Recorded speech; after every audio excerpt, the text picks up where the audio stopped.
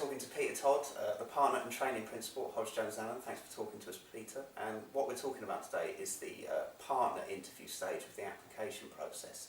So can I just start by asking, do you let candidates know which partner will be interviewing them before they turn up? Generally not. They're told that there will be two partners interviewing them, but they're not told generally which two. It's probably unhelpful if they then seek to investigate those particular people and see what those particular people might be interested in, because that's not really going to help the interview going to be effective. It's more about the candidate, not about the interviewers. A lot of the recruiters we speak to say how crucial research is in preparing for all stages of the application. So what research areas should candidates focus on when preparing for the partner interview? Yes, I think it's important that candidates can get over their particular interest in the area, because we're going to be looking at, is this candidate really somebody that is interested in actually practicing in this particular area of law, and are they able to demonstrate that by some example, some evidence that they can give from their CV, practical things that they've done which shows their interest, rather than it being just a speculative application where they're just really looking for a job in any firm. And what are the obvious signs of when a candidate hasn't prepared properly for their partner interview? I think the most obvious one is if they turn up late. And that does happen, and it's really unhelpful, because the way that we structure the interviews is that on arrival they will be presented with the scenario, and there will be several scenarios where they'll have to select one and then decide which one they're going to focus on and what their answer is going to be, and much actually depends on how they answer the scenario. So if you arrive early, it's probably worth doing, because there's every chance that you'll actually be given the scenario early. You'll just have more time to calm down, to relax, to focus on the question and really prepare for a good answer. So the people that arrive late, they don't give themselves time to prepare, and they're maybe a bit flustered and apologetic, and it tends to undermine the whole event. And what can a candidate do to really impress at a partner interview? Should they focus on technical law, or maybe the firm's recent history of deals and practice areas, etc.? I think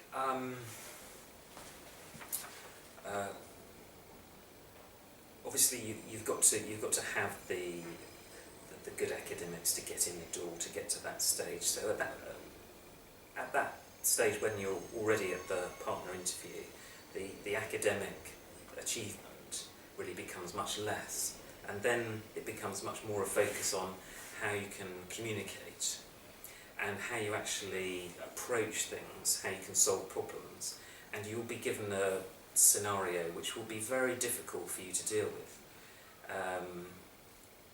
It's a very challenging question which would tax anybody, and it's not really a question of getting the right answer. It's about how you approach the situation. Can you identify the issues clearly? Can you perhaps answer the question without really knowing the answer, but talk about how you would go about dealing with the situation? And it's about how you communicate, because we're going to be assessing, is this person going to relate well to clients? Is what they're saying rational, clear, relevant, and are they going to relate well, and are they showing that they've really got what it takes to one day go to be a really good lawyer of the future? It's interesting that you mentioned relating well to clients. It's a really important attribute for any solicitor in practice. So once the interview and application process is complete and someone started their training contract, how soon do you expose them to client contact? Really from day one. With Hodge Jones Allen, one of the things that we do offer is a great deal of client contact and also responsibility in dealing with clients. And we'll give you responsibility as soon as you're able to deal with it. So if you come to us having worked in another firm, so maybe you've had some paralegal experience, at a very early stage we might be able to introduce you to taking client statements and going off and making inquiries on your own and working without direct supervision, potentially going to court with counsel.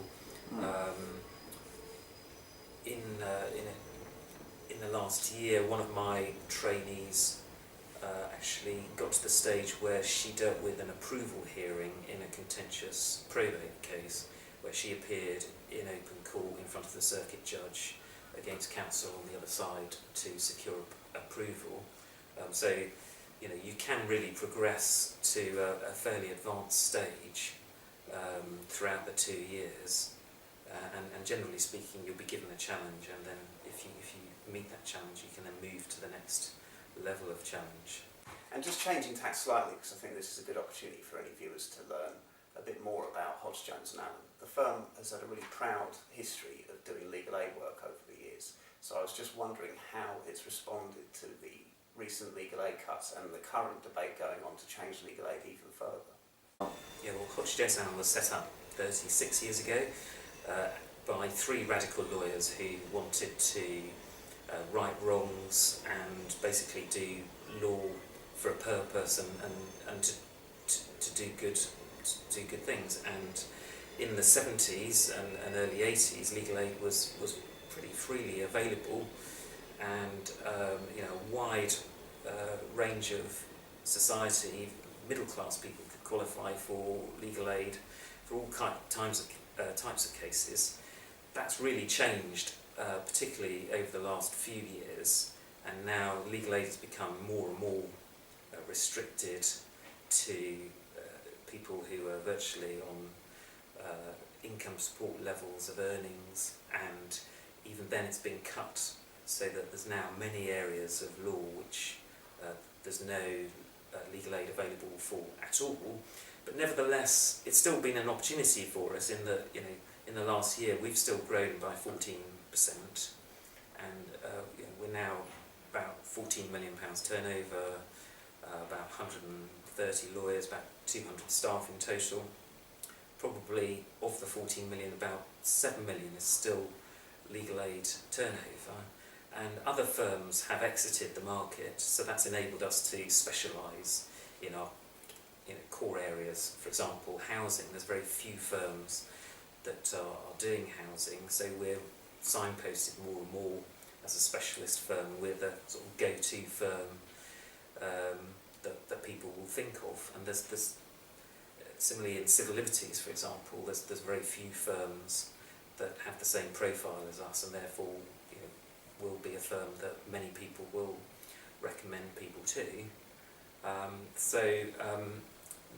Other firms leaving the market is an opportunity.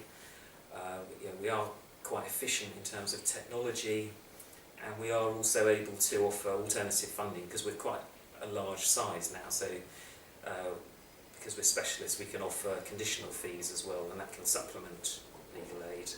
And now increasingly in areas such as family, where there used to be legal aid for ancillary relief, for residence, contact, now there's no funding for that. We're now doing much more fixed fee private work where clients basically agree to pay for a discrete part of the process, and then at the point where that agreement is finished, we either step back out and they carry on in person, or they then agree to pay for the next stage. So it's really clear that Hodge, Jones and Allen has responded well to the previous legal aid cuts and is moving forward as a result. It's obviously a huge challenge for firms, but I believe that the need for the services will go on, and it's a question of trying to adapt to the new environment. And I think we've shown through the growth that it is possible to achieve, notwithstanding a difficult situation. Oh, great. Well, that was very informative. Thanks for talking to us, Peter, today. Cheers. You're welcome.